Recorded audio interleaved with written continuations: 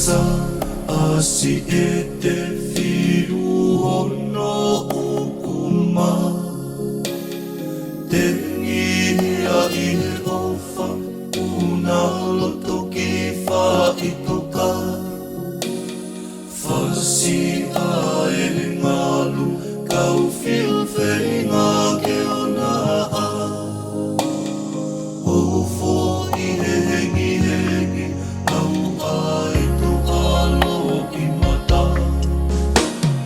funga whele ave mohono kakala matahanga le te upumi nai ki whea e nonga lava e ni e tapu e te pae a he waha koe anga ia e ofa ki hiki i ape masiwa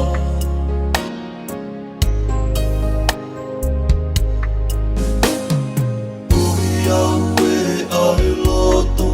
a ki lotoa e me ahi ahi koe ofa te tene lava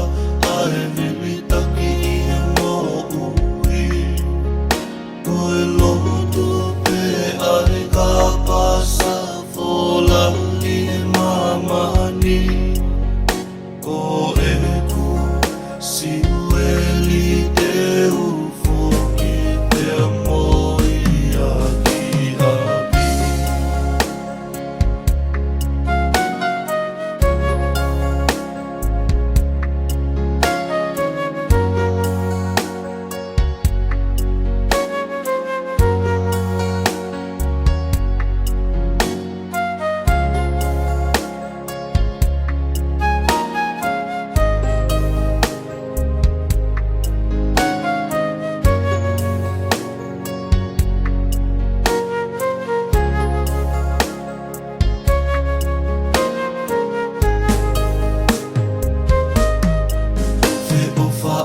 ki a kakau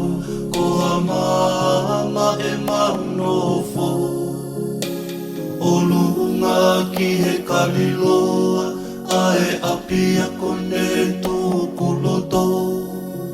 ne masiwa ho mau ki i api ka e lata pehe ofo ofani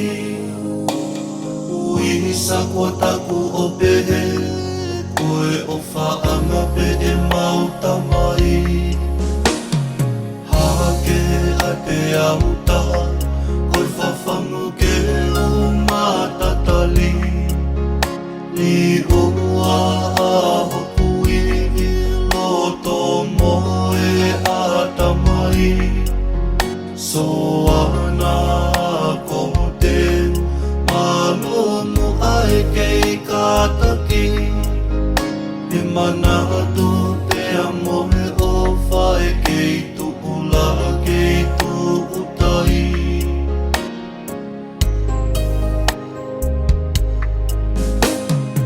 ui au e ai loto a ki lotoa e te ahi ahi koe o whate tene lava ae militaki i he mo ui koe lotu pe are ka pasa fola i he mamani koe ku siueli te ufo ki te amoi a ki api au e ai loto a ki lotoa e he ahi ahi koe o whape tene lava ae militaki i he mo ui